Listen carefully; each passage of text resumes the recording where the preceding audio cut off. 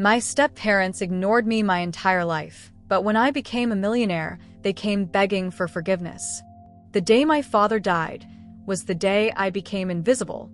I was 11 years old, standing beside his hospital bed in a blue dress he'd bought me for my birthday. His hand was still warm when the machines went silent. I remember my mother's wail, a sound that still haunts my dreams. What I didn't know then was that losing him would be just the beginning of my disappearing act. Mom remarried 18 months later. Richard Hargrove was everything my artist father wasn't: methodical, financially secure, and completely disinterested in anything creative. He came with a ready-made family addition, my stepbrother, Marcus, who was 2 years older than me and apparently perfect in every way. Emma, watch how Marcus plays. See how his fingers curve over the keys. Richard would beam during Marcus's endless piano recitals, while I shifted uncomfortably in stiff formal clothes I hated wearing. Our new house had rules. So many rules. Don't touch the crystal. Make your bed with hospital corners. No running in hallways. Never interrupt Richard's business calls. And the strangest one of all, stay out of the kitchen between meals. That last one hurt the most because the kitchen had always been my sanctuary. Cooking with Dad had been our thing. She's always been a bit difficult. I overheard Mom telling Richard one night, her voice apologetic, as if my existence was something that needed excusing. After losing James, she just disconnected. I hadn't disconnected. I'd been disconnected, unplugged from my life and plugged into theirs, expected to function without complaint. By 13, the division of labor in our household was crystal clear. Marcus got weekly tennis lessons, SAT prep courses, and a personal tutor for his challenging AP classes. I got a chore chart, regular reminders about college costs, and sidelong glances whenever I mentioned dreams of my own. I want to open an ice cream shop someday, I announced during dinner when I was 15. The silence that followed was broken by Richard's chuckle. Ice cream? That's your big plan? He exchanged glances with Mom, who smiled weakly. You'll be scooping cones in a mall kiosk for minimum wage, Emma. Is that really what you want to do with your life? Marcus snickered. Maybe she could wear one of those cute little paper hats. Richard, Marcus, Mom said softly, but her objection ended there. It always ended there. What they didn't know was that I'd been breaking the kitchen rule for years. Late at night, when everyone was asleep, I would creep downstairs and experiment. Ice cream became my silent rebellion. I'd read everything I could find on the science of it, the perfect ratio of fat to sugar, the role of air incorporation, the way certain flavors bloomed against cold. I kept a journal hidden beneath my mattress, filled with recipe attempts. Blackberry sage, dark chocolate with chili and sea salt, honey lavender with crushed vanilla bean. Each entry included not just ingredients, but feelings, what I was trying to express, who I was trying to become. The summer I turned 16, Marcus wrecked Richard's car while texting. There were consequences, of course. 2 weeks without his phone, 1 missed party. But there was also understanding. Boys make mistakes, Richard said. It's part of growing up. 2 months later, I was caught using kitchen equipment after midnight. What is wrong with you? Richard's face was purple with rage. Do you know how expensive that stand mixer is? And why is my premium vanilla extract half empty? I tried to explain my experiments, how I was teaching myself the basics of small batch ice cream making. Richard's expression morphed from anger to disdain. This ridiculous ice cream obsession has gone too far, he said. You're grounded for a month. No computer except for homework. No phone. And absolutely no kitchen access without supervision. Mom stood beside him, arms crossed, silent. My 17th birthday came and went with a gift card and a perfunctory dinner. Marcus got a car for his graduation and a lavish party that I was assigned to help clean up after. My grades were good, not Marcus good, but solid, yet every college conversation somehow turned to costs and practicality. Maybe community college first, Richard would suggest. Or a trade school. Not everyone's cut out for university. The kitchen remained my forbidden paradise. I adapted, becoming a ghost who left no trace. I washed and dried and put away everything so perfectly they never knew I'd been there. I replaced ingredients I used. I became silent, efficient, invisible even when in plain sight. The night I turned 18, I made a special batch of ice cream, bourbon vanilla with ribbons of salted caramel and dark chocolate chunks. After everyone went to bed, I set the table with proper place settings and crystal bowls. I wanted them to see what I could do, to understand that my dream wasn't childish fantasy. They found it melting in the morning. I'd fallen asleep waiting for them. "This ends now," Richard said, dumping my creation into the sink while Marcus watched, smirking. "You're an adult now, Emma. Adults don't waste time on fantasies. Either get serious about a real career or find somewhere else to live." Mom wouldn't meet my eyes. I was packed by sunset. One duffel bag of clothes, my recipe journal, and exactly $247 saved from birthday cards and babysitting. No tearful goodbyes, no promises to stay in touch. Just the sound of the door closing behind me and the sudden, terrifying knowledge that I was truly on my own. I didn't cry until I reached the bus stop 3 blocks away. And then I promised myself it would be the last time I'd ever cry over people who couldn't see me. The first night of freedom tasted like salt and fear. I slept on a park bench until a police officer nudged me awake at dawn, her eyes a mixture of suspicion and pity. "Can't stay here, honey," she said, watching me clutch my duffel bag. "Got somewhere to go." I nodded and walked away with purpose, though I had no destination. Pride is a strange companion when you're homeless. It keeps your back straight even as it prevents you from asking for help. My high school friend Jenna let me crash on her couch for 2 weeks. Her parents asked no questions, just left extra towels in the bathroom and made too much dinner every night. When Jenna left for college, I moved to Alicia's basement for a month, then rotated through 3 more couches before landing a job at Dairy Dream, a rundown ice cream chain in the mall. Oh, the irony. Richard's prophecy fulfilled, me in a paper hat, scooping ice cream for minimum wage. But unlike his prediction, I didn't see it as my destiny. I saw it as my first step. "You're wasting your time here," my manager Kevin said after catching me taking notes on customer reactions to different flavors. "Corporate decides the menu. We just scoop what they send." I didn't argue. I just kept studying. How children's faces lit up at certain colors, how adults lingered over certain flavor combinations, how texture and temperature affected the experience. I saved every penny, eating ramen 6 nights a week while renting a room in a house with 4 strangers who worked night shifts. My roommates thought I was odd, this girl who spent her free time making ice cream in a tiny freezer and taking detailed notes. "You should be out partying," said Tara, a bartender who slept during daylight hours. "You're young." But I didn't feel young. I felt like someone running out of time, chasing something I couldn't quite name. 6 months after being kicked out, I received a text from Mom. "Richard and I are concerned about your future. Come home, and we'll discuss college options." No apology. No questions about where I'd been sleeping or how I'd been eating. Just concern about my future, that nebulous concept they believed belonged to them, not me. I didn't respond. Instead, I marched into Cafe Luna, a struggling independent coffee shop 3 blocks from my workplace. The owner, Gabriella, was a 60-something Italian woman whose customer base had been steadily eroded by a chain that had opened across the street. "I want to sell my ice cream here," I said without preamble. "You have freezer space you're not using. I'll pay rental and give you 30% of sales." Gabriella looked me up and down, all 115 pounds of determination in a thrift store dress. "You have permits? Insurance? Health department certification?" I swallowed hard. "Not yet, but I will.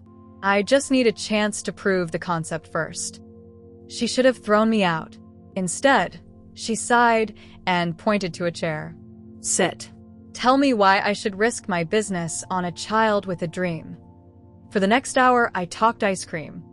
I explained the physics of crystallization, the chemistry of flavor binding, the psychology of dessert experiences. I showed her my recipe journal with its meticulous notes and flavor profiles. I told her about the customers at Dairy Dream who asked specifically for me because I remembered their preferences.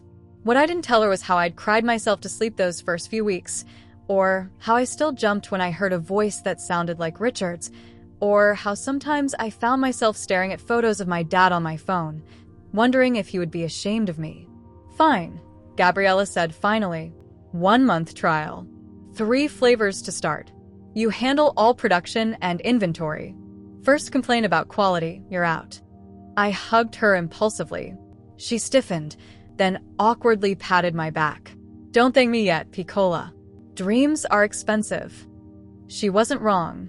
I spent every dollar I had on organic ingredients, proper storage containers, and a used ice cream maker I found online. I worked my regular job, then made ice cream in Gabriella's kitchen after hours, sleeping only 4 hours a night. I created simple, elegant signs for my 3 flavors: classic vanilla bean, dark chocolate sea salt, and lavender honey. I named my brand Moonlight Creamery, a nod to those midnight kitchen sessions of my past. The first week, we sold 8 pints. The second week, 12. By the third week, regular customers were starting to notice, but it wasn't enough. My savings were gone, and Gabriella's patience was wearing thin. Then came the turning point. A food blogger named Aria Chin wandered into Cafe Luna one rainy Tuesday afternoon.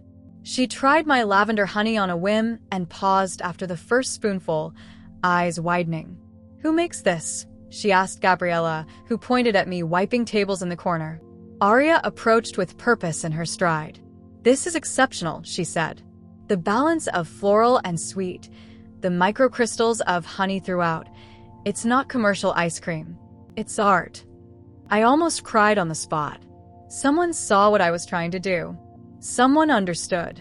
She asked to interview me for her blog, snapping pictures of my handwritten labels and my exhausted, hopeful face. I thought maybe a few hundred people might read it. I was wrong. Aria had over 200,000 followers. By noon the next day, there was a line outside Cafe Luna. By evening, we'd sold out of everything. Gabriella looked shell-shocked as she counted the day's receipts. "You need to make more," she said simply. "Much more." That night, I finally replied to my mother's text, "I'm building my future already. Thank you for your concern." Then I blocked the number. Moonlight Creamery wasn't just a business venture anymore. It was my declaration of independence. My voice finally being heard. My existence finally being acknowledged. 4 months after that first viral review, I had enough money to rent a small storefront 3 streets over. 6 flavors became 12. 1 used ice cream maker became 3 commercial-grade machines. My couch surfing days were behind me. I now rented a studio apartment with an actual bed. I was still invisible to my stepfamily, but not to the world. And for the first time since my father died, I felt seen. Really seen. Success isn't a straight line. It's a series of small victories interrupted by spectacular failures, moments of doubt, and late nights questioning every decision you've ever made. The year following Moonlight Creamery's viral debut taught me this lesson repeatedly. 3 months after opening my own storefront, the main freezer compressor failed overnight. I arrived at 5 a.m. to find 60 gallons of premium ice cream melted into a sticky, expensive puddle. Insurance covered only a fraction of the loss. I cried in the back room for exactly 7 minutes, then called every customer with a special order to apologize personally. "We'll wait," most of them said. "Just tell us when you're back up." Their loyalty astounded me. What had I done to deserve such faith? I took out a small loan, replaced the equipment, and worked 20 hours a day until I'd fulfilled every promise. When I hired my first employee, I chose Darius, a 20-year-old community college student with a felony record who couldn't get callbacks from other businesses. He was the best scooper I've ever seen, presenting each serving like it was destined for a magazine photo shoot. "Why'd you hire me?" he asked after his second week. "You knew about my record." I handed him a spatula. "Because you looked me in the eye when you talked, not at the floor. Now help me test this new batch of maple bourbon pecan." 6 months in, a local business magazine ran a feature on rising stars in the food industry. There I was on page 17. Emma Carter, 19, founder of Moonlight Creamery, standing proudly in front of my shop. I sent a copy to Jenna and Alicia, the friends who'd given me couches when I had nothing. I didn't send one to my mother. The article caught the attention of Vanessa Winters, a real estate developer with a sweet tooth and an eye for potential. She visited my shop 3 days in a row, trying different flavors and watching how I ran operations before finally introducing herself. "You need to be in my new food hall downtown," she said, placing her business card beside my register. "Triple the foot traffic, half the overhead." I hesitated. "I can't leave this location. These customers believed in me first." Vanessa smiled. "Who said anything about leaving? I'm talking about your second location." Second location. The words felt huge, terrifying, and thrilling all at once. Could I maintain quality across 2 spots? Could I trust others to make my recipes? Would I stretch myself too thin and lose everything? But fear had never been a good enough reason to say no. I signed the lease the following week. Darius became my first location manager, and I hired 4 more people who, like him, just needed someone to look past their resumes and see their potential. A single mother returning to work after 5 years. A high school dropout with an encyclopedic knowledge of flavor combinations. A recovering addict 3 years clean who arrived an hour early for his interview. A recent immigrant whose English was limited, but whose work ethic was boundless. We churned dreams, I told them during training. Not just ice cream. Remember that. The motto stuck. Darius had it printed on our uniforms as a surprise. The food hall location opened to lines around the block. Local news stations covered the launch, and suddenly Moonlight Creamery wasn't just a neighborhood gem. It was a destination. Tourism websites listed us under must-visit attractions. Food critics wrote glowing reviews. By my 21st birthday, I had 3 locations and 27 employees. I finally moved into a proper apartment with furniture that wasn't secondhand and a kitchen big enough for proper recipe testing. I framed my original recipe journal and hung it in my office, a reminder of late nights and secret rebellions. I was attending a local business owners association meeting when I overheard someone mention TechFuture, a startup that had just declared bankruptcy after burning through millions in venture capital funding. The founder had apparently vanished, leaving investors furious and employees without final paychecks. Marcus Hargrove, the man said, shaking his head, talked a big game about revolutionizing something or other. Turns out it was all smoke and mirrors. My coffee cup froze halfway to my lips. Marcus? My stepbrother? That night, I found the news stories online. There he was, older, wearing the kind of expensive suit that's meant to convey success, but with the same smug smile I remembered. The articles detailed how TechFuture had promised an AI platform that would transform customer engagement, but had delivered nothing but delays and excuses. Richard was quoted defending his son. Marcus is a visionary. Sometimes the market isn't ready for true innovation. I laughed until my sides hurt. The golden boy had fallen, all his advantages squandered. I should have felt vindicated, but instead, I felt strangely empty. Their opinion of me had stopped mattering long ago. The following week, I received an email from Forbes. They were doing a 30 under 30 feature and wanted to include me in the food and beverage category. The photo shoot took place in my original shop, with Gabriella invited as my special guest. The old woman pretended to be annoyed by the fuss, but couldn't hide her proud smile. "Did I ever tell you why I gave you a chance?" she asked as we watched the photographer set up. I shook my head. "You reminded me of myself at your age. Too stubborn to listen to the people saying no." She patted my hand. "But you've already gone further than I ever did, Piccola." The Forbes issue hit newsstands a month later. I bought 10 copies, sending one to each of my original employees and keeping one for myself.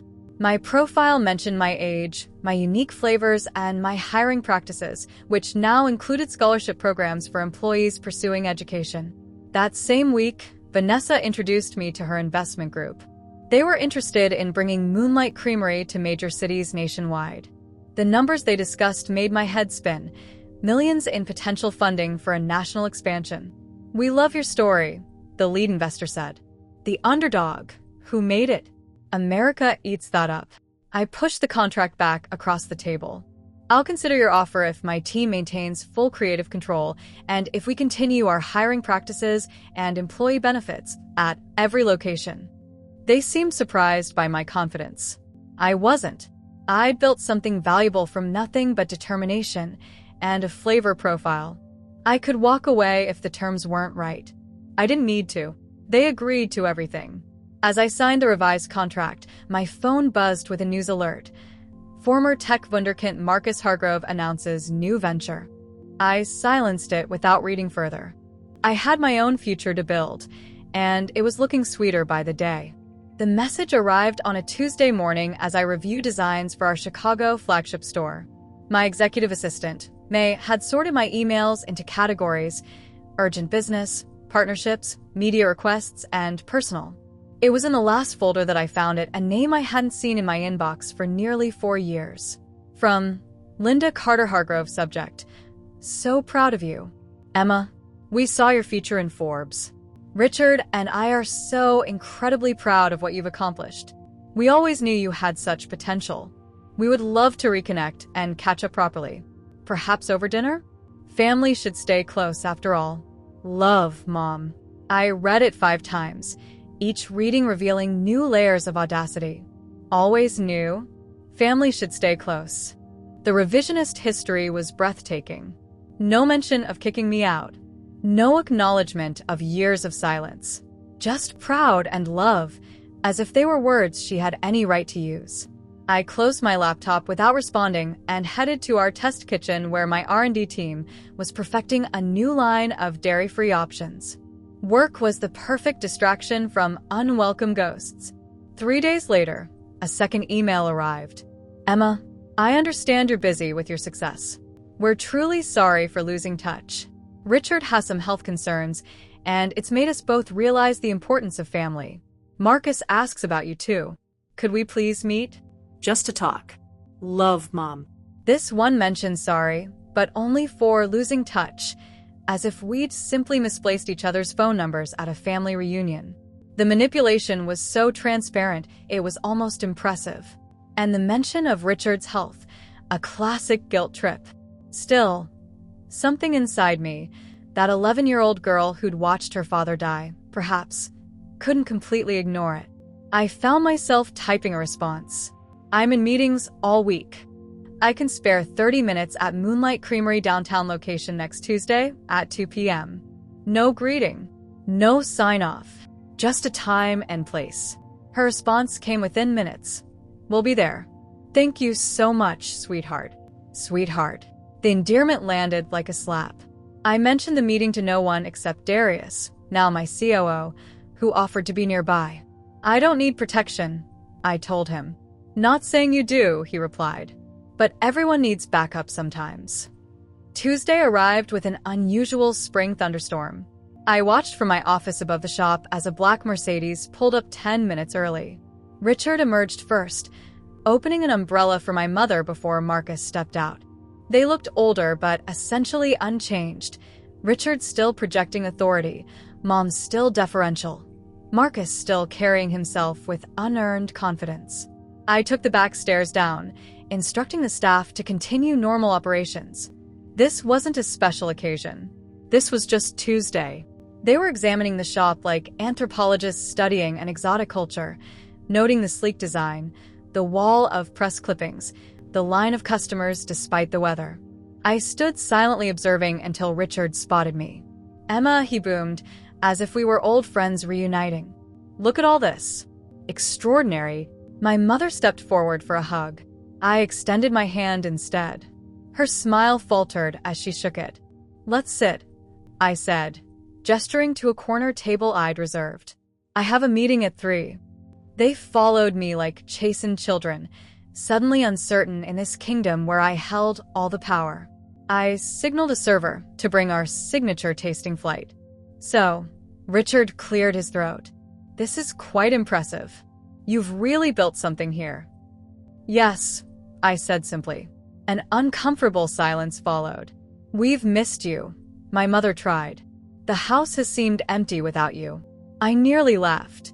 The house seemed pretty full when I was in it, just not with acknowledgement of my existence. Richard shifted, his businessman persona emerging. Look, Emma, I think we all know that families have their ups and downs. We may have been tough on you, but clearly it worked. Look at what you've accomplished. There it was, the rewriting of history I'd expected. My success wasn't despite their treatment. It was because of it. How convenient. And what exactly do you think worked, Richard? I kept my voice level. Well, the discipline. The expectation of excellence. Pushing you to be self-sufficient. You kicked me out with $247 to my name. My mother winced. We thought you'd come back after a few days. We didn't think you'd actually leave for good. You didn't look for me, I pointed out. No calls to my friends. No missing person report. Nothing. The server arrived with our tasting flight, interrupting the tension. 6 perfect miniature scoops of our most popular flavors, arranged like jewels on a black slate plate. Marcus, who had been unusually quiet, finally spoke. I've actually been following your company's growth for a while. Very impressive scalability model. He leaned forward. I've been developing a concept that could revolutionize your customer experience. AI-driven flavor profiling. Imagine algorithms that can predict exactly what new flavor a customer would love based on their previous choices. Of course, he hadn't come to reconcile. He'd come to pitch. I could consult for you, he continued, oblivious to my silence. Or even join as a tech innovation officer. My experience at TechFuture gave me invaluable insights into what works and what doesn't in the startup ecosystem. I smiled for the first time since they'd arrived. Your experience in bankruptcy proceedings, you mean? His face reddened. That was an investor relations issue. The technology was sound. Strange that no other company has wanted to acquire it then. Richard cleared his throat again. Emma, we're not here to discuss Marcus's previous venture. We're here as family. I looked at each of them in turn. These people who shared my space but not my struggle, who claimed connection now that it benefited them.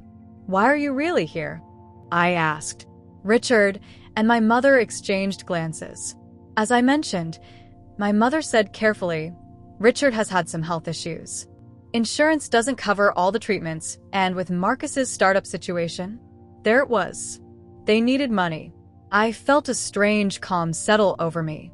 This meeting wasn't about reconciliation or pride in my accomplishments. It wasn't even about family. It was about what I could give them now that I had something worth taking. My mother must have sensed my realization. It's not what you think, Emma. We truly are proud of you. The financial situation is just difficult right now. Try a bite of your ice cream, I said instead of responding directly. Before it melts. They each obediently sampled a flavor, making appropriate noises of appreciation. Did you know, I said conversationally, that I developed my first recipes in your kitchen at night after everyone was asleep? For years, I broke the rules to practice my craft. The craft you all mocked. No one spoke. Funny how life works out, isn't it? I smiled again, watching them squirm. The family disappointment now has what you need. The rain beat against the windows as we sat in that moment of perfect, terrible clarity. Let me understand this, I said, folding my hands on the table. You've come here because Richard needs expensive medical treatment. Marcus's company imploded, and you thought I might be your solution. My mother flinched at my directness. We came because we're family, Emma. The financial situation is just a reality we're facing.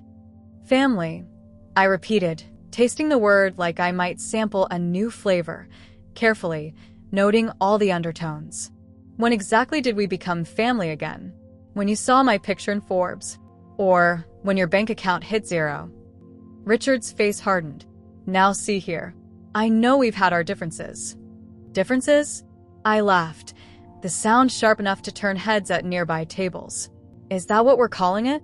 You treated me like an unwelcome houseguest for 7 years, then threw me out when I was barely an adult. We were trying to motivate you, Richard insisted, his businessman's mask slipping to reveal frustration. Tough love. And clearly it worked. I studied him. This man who had entered my life and systematically diminished me, who had elevated his biological child while treating me as an inconvenience. He truly believed he'd done me a favor. What treatment do you need? I asked, changing tactics. Richard blinked, surprised by my question. It's a specialized cardiac procedure. Insurance covers the basics, but the top specialist is out of network. About $80,000 all told. And you, Marcus? What's your contribution to this family emergency? My stepbrother fidgeted with his ice cream spoon. I'm between opportunities right now, but I have several promising leads. This AI flavor profile concept could be huge for your brand, Emma. We could partner. I already have a data science team. I cut him off. They've developed proprietary algorithms that track flavor trends across demographics. We're quite advanced. His face fell. Another idea snatched from his grasp. I could help in other ways, he offered quickly. I know people. Influencers. VC firms for your next funding round. I almost pitted him. Almost. My mother reached across the table for my hand. I let her take it, feeling nothing as her fingers closed around mine. Emma, sweetheart. I know we weren't always supportive. I let Richard make decisions I should have questioned. I was afraid of being alone after your father died. It was wrong. Her eyes welled with tears that seemed genuine. But I've always loved you. Always. Please believe that. For a moment, I was that 11-year-old again, desperate for her attention, her approval. The child in me wanted to believe her, to accept this belated apology and pretend it could erase years of neglect. But I wasn't that child anymore. I gently withdrew my hand. I have partners, I said quietly. Not financial partners. Human ones. Darius, who manages our flagship store, couldn't get hired anywhere else because of a mistake he made at 18. Gabriella, who gave me my first chance when I had nothing but a recipe journal. May, who organizes my entire life while putting herself through graduate school. These people believed in me when I was nothing. I stood up, signaling to a server who approached with a tray. This is a special flavor we're launching next month, I said, as 3 elegant glass dishes were placed before them. It's called Cold Comfort. The ice cream was a deep, rich brown, swirled with ribbons of amber and topped with a delicate sprinkle of red. Bittersweet chocolate with a salted caramel ribbon and hint of cinnamon, I explained. It's an acquired taste. Please try it. They each took a spoonful. Richard's eyes widened first as the delayed heat of the cinnamon hit. Not overpowering, but unexpected, a slow burn that built with each bite. Interesting, he managed, reaching for his water. Marcus coughed slightly. It's different. My mother simply set her spoon down, her expression unreadable. It's meant to be unsettling, I explained. Sweet at first, then it burns on the way down. Rather like discovering the family that discarded you suddenly finds you valuable. Richard's face reddened. Now that's unfair. Is it? I cut him off. You know it's truly unfair? A child being made to feel unwelcome in her own home. A teenager being mocked for having dreams. A young adult being thrown out for not conforming to your narrow definition of success. I gestured around us at the bustling shop. I built this without you. Despite you. I learned more about business from failing on my own than I ever did from your lectures on practicality. A group of my employees had gathered nearby, pretending to wipe down already clean counters. I recognized the protective stance, the subtle positioning that put them between me and these strangers who were causing their boss distress. My family in all the ways that mattered. I won't be investing in Marcus's latest scheme, I said firmly. Nor will I be writing a check for Richard's treatment. My mother's face crumpled. Emma, please. But I continued. I do have resources you might find helpful. I nodded to Darius, who approached with an envelope. This contains information on 3 things. A cardiology research program at University Hospital that offers the procedure Richard needs at reduced cost for participants. A business incubator that specializes in helping failed entrepreneurs rebuild their reputations. And the contact information for my therapist, who helped me process the damage you did to me. I placed the envelope on the table. I suggest you make use of all 3. I straightened my blazer and checked my watch. Now, if you'll excuse me, I have a video conference with our Tokyo location in 10 minutes. That's it. Richard sputtered. After everything, That's all you have to offer? The shop had gone quiet. Even the customers sensed the tension. No, I said, my voice carrying in the silence. I'm also offering forgiveness. Not because you deserve it, but because I refuse to carry the weight of hating you any longer. I met my mother's tear-filled gaze. What you do with that forgiveness is up to you. As I walked away, someone, Gabriella, I think, began to applaud. The sound was joined by others until it filled the space, a spontaneous recognition of something they may not have understood, but somehow felt. I didn't look back to see their reactions. I didn't need to. For the first time since my father died, I felt completely visible, standing fully in my own light. They had never seen me clearly, but now, finally, I saw myself. 3 years after that confrontation in my flagship store, Moonlight Creamery operates in 27 cities across 4 countries.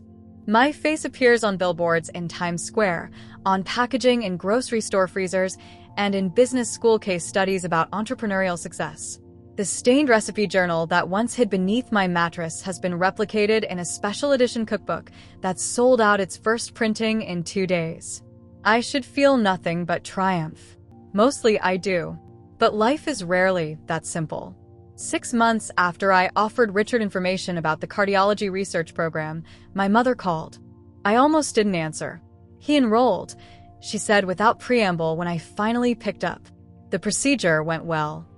I'm glad, I replied, and meant it. Whatever my feelings about Richard, I never wished him physical harm. He's different now, she continued, her voice small. Facing mortality, it changes people. I said nothing, waiting. We went to the therapist you recommended. Together.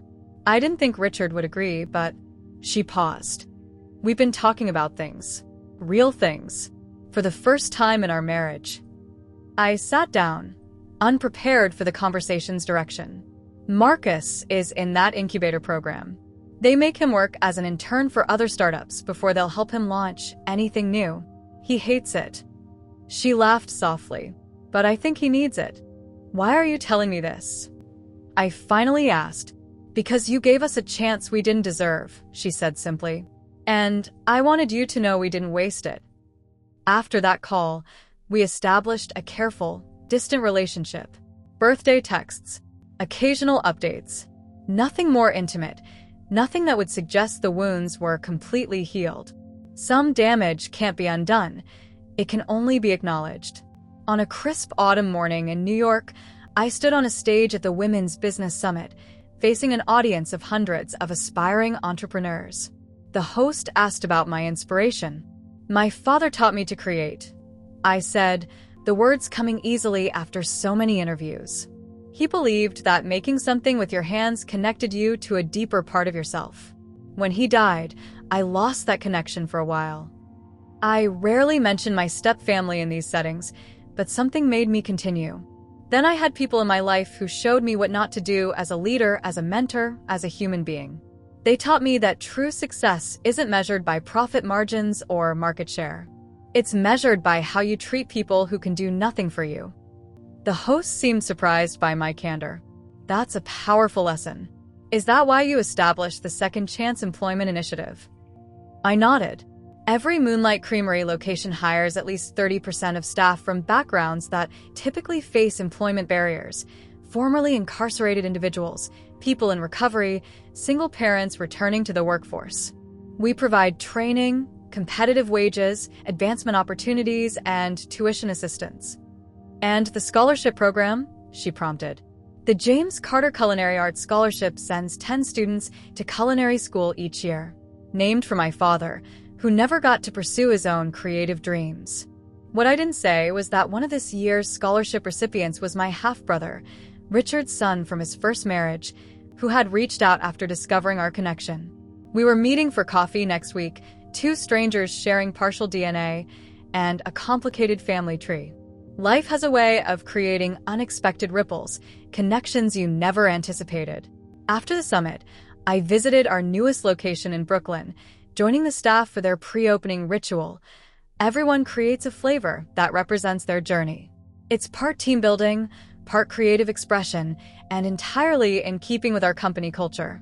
Samira, a Syrian refugee who managed our production team, presented a cardamom honey blend with pistachios. Tastes like my grandmother's kitchen, she explained, but with an American twist. Tyler, who had joined us straight out of rehab 3 years ago and now headed wholesale distribution, offered a dark chocolate with orange essence. Bitter and sweet together, like recovery, he said without a trace of self-consciousness. When my turn came, I revealed a simple vanilla bean with ribbons of blackberry and lemon curd. It's called Full Circle, I explained. My first successful experiment was a vanilla base. But now I've learned that the contrasts, the tang against the sweet, are what make a flavor memorable. That evening, I sat alone in my penthouse apartment overlooking Central Park, scrolling through pictures from the day. My phone buzzed with a text from Darius. Tokyo launch exceeded projections by 40%. We're crushing it. I smiled, then set my phone aside and walked to the kitchen, still my favorite room in any space I occupy. From a drawer, I pulled out the original, stained recipe journal, its pages brittle now from age and use. I rarely opened it anymore. It had become more talisman than tool. Tonight, though, I carefully turned to the first entry, dated 2 weeks after my father's funeral. In uneven child's handwriting, it read, "Daddy's vanilla ice cream recipe. Don't forget how to make it, or you'll forget him too." I ran my finger over the faded pencil marks, feeling an ache that had softened but never completely disappeared. Some losses stay with you. Some rejections shape you. The trick is transforming them into something you can share with others, something that brings a moment of joy in an often difficult world. In the morning, I would review expansion proposals, approve marketing campaigns, and interview potential executives for our European headquarters. I would be the CEO, the face of the brand, the success story. But tonight, I was just Emma, the girl who found salvation in the precise science of crystallization, the careful balance of fat to sugar, the patience required to create something worth waiting for. I closed the journal and returned it to its drawer. Then I pulled out fresh cream, vanilla beans, and a mixing bowl. Some rituals are worth preserving. Some memories deserve to be honored through action. My father taught me that we are what we create. My stepfamily taught me that rejection doesn't define my worth. My own journey taught me that success is sweetest when it comes from authentic self-belief. I split the vanilla bean with practiced precision, ready to begin again, as I always would, one scoop, one shot, one day at a time.